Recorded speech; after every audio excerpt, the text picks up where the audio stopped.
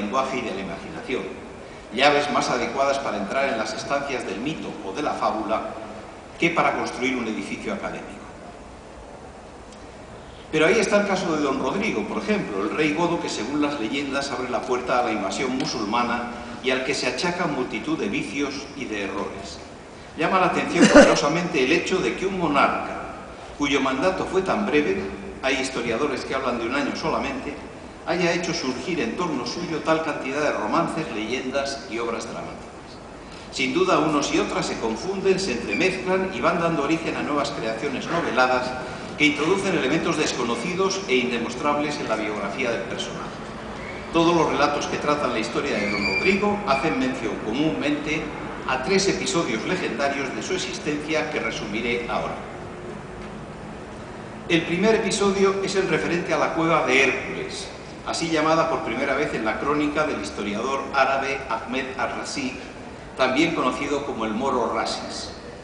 Este cuenta en sus escritos una de las primeras decisiones de Rodrigo al subir al trono: hacer saltar todos los candados echados sobre la puerta de un palacio o casa toledana llamada de Hércules, donde al decir de los antiguos se guardaba un secreto. Impulsado por su ambición, Rodrigo desea saber qué secreto podría haber sido encerrado allí por un antiguo rey griego dominador de Al-Ándalus. Tal enigma había sido respetado por los 27 reyes anteriores a él, y solo nuestro personaje osa contravenir la norma. El rey entra, desafiando la prohibición, y halla unas pinturas de unos jinetes árabes que predicen la invasión. El segundo episodio contempla la violación de la hija del conde don Julián, Cuolián, por el rey Rodrigo. Dice al respecto la crónica de 1344: había en Ceuta un conde que era señor de los puertos de Allén Mar y de Aquén Mar, y había nombre don Julián, y había una hija muy fermosa y muy buena doncella. Y tanto que esto supo el rey Rodrigo, mandó decir al conde don Juliano que le mandase traer su hija a Toledo. Don Rodrigo asedia a la joven y la fuerza, atrayendo sobre sí el odio y el deseo de venganza del padre, otra de las causas que determinan la invasión. Pedro del Corral, hacia 1430, escribe la llamada Crónica Sarracina. A través de 518 capítulos nada menos, narra toda la trama anterior entremezclada con nuevas aportaciones, al parecer tomadas de la tradición oral. Entre estos elementos novedosos se encuentra ya la leyenda de la penitencia final del rey don Rodrigo. Sin duda, Corral recoge datos ofrecidos por la crónica de Alfonso III, o Cronicón, donde se mencionaba el hallazgo en Viseu, en Portugal, de un sepulcro con la inscripción Hic requiescit Rodericus, Rex Gothon, o sea, aquí descansa Rodrigo, rey de los godos. Sin embargo, la mala calidad de las copias realizadas sobre la versión portuguesa de la crónica del Moro Rasis proporcionaron terreno abonado a Corral para introducir un elemento erróneo. En efecto, Pérez, el autor de esa crónica, de la traducción de esa crónica, mencionaba un sepulcro en Viseu, mientras que sus traductores leían un sepulcro en Quevisco, confundiendo la localidad portuguesa de Viseu con el pretérito perfecto anticuado de vivir, es decir, vivió, un sepulcro en el que vivió. Así se desvirtuó la tercera leyenda, es decir, la que habla de la retirada del rey después de la batalla de Guadalete a un lugar perdido donde haya un ermitaño que le confiesa y le sugiere que el único perdón está en meterse en una cueva con una enorme serpiente que le irá devorando poco a poco. Así, Corral, que por cierto es el primer cronista que ahonda en el carácter valiente y combativo del rey, urde una historia, casi una novela de caballerías, en que Rodrigo es asistido en sus últimos momentos por el ermitaño, quien se encarga de testificar su penitencia dentro del sepulcro. Elemento este tomado al parecer de algún ejemplo piadoso medieval, si bien existen importantes muestras similares en las literaturas europeas. Y no hace falta que recuerde, porque todo el mundo que haya leído El Quijote se acuerda de aquel episodio en el que se menciona este romance. Creo que es una dueña la que dice aquel romance que cuenta ya le comen, por do más pecado había, porque se dice que la serpiente empieza a comerle por la parte que fue el motivo por el cual pecó don Rodrigo y entraron los árabes en España. Bien, esta es a grandes rasgos la trayectoria que sigue la historia de Rodrigo hasta el siglo XV, época en que los romances comienzan a tomar verdadera fuerza como género popular, hasta el extremo de crearse ciclos completos alrededor de personajes míticos que, como Don Rodrigo, son susceptibles de inspirar al poeta o al creador aventuras y desventuras sin cuento. Desde la época que hablo, es decir, de la Edad Media hasta el siglo XIX, se desarrolla una fuerte tendencia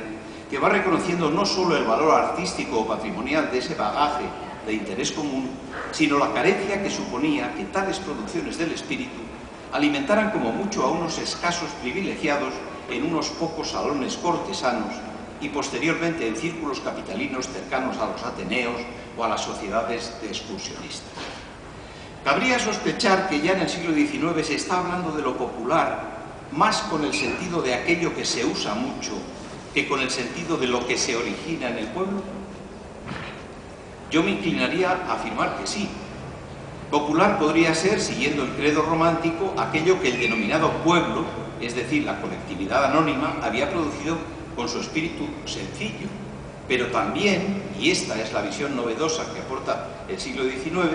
aquello que una divulgación precisa y adecuada podía hacer llegar a un número considerable de personas que acabarían por reconocerlo, mantenerlo y utilizarlo como propio.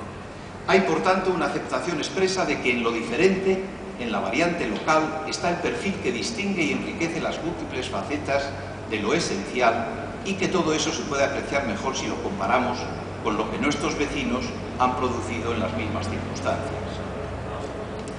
Y es que lo que representan los saberes heredados por tradición constituye siempre un compromiso que nos obliga a reflexionar, porque nos atañe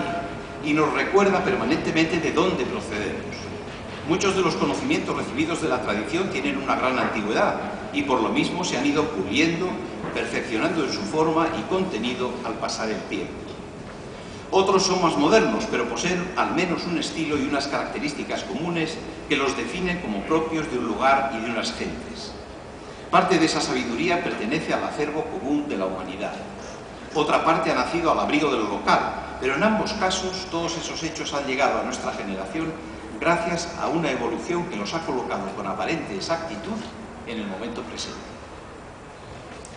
Pues bien, al inventor de la palabra folclore, el tantas veces mencionado anticuario y editor inglés William Thoms,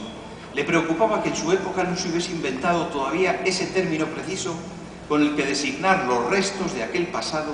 que, pese a la antigüedad mayor o menor de su origen, seguía teniendo actualidad, por constituir la parte más genuina y representativa del individuo, su verdad y su mentira. Es bien conocida la historia del neologismo, que obedeció a una necesidad casi obsesiva de utilizar correctamente el lenguaje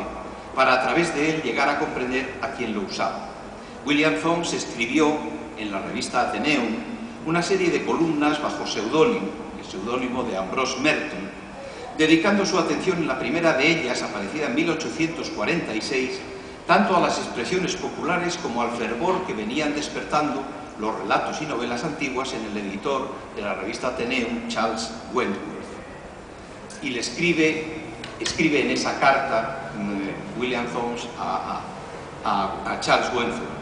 Sus páginas, las páginas de la revista, me han proporcionado tantas evidencias del interés que usted tiene hacia lo que en Inglaterra llamamos antigüedades populares o literatura popular, que guardo la esperanza de obtener su ayuda para recoger las pocas espigas que quedan esparcidas sobre el campo en que nuestros predecesores consiguieron buena cosecha.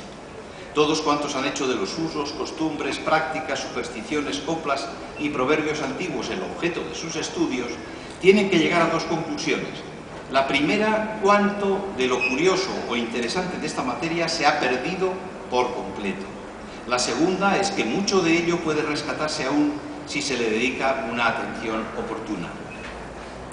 Lo que Hone trató de hacer en su Everyday Book, el periódico Athenaeum, puede llevarlo a cabo 10 veces más efectivamente,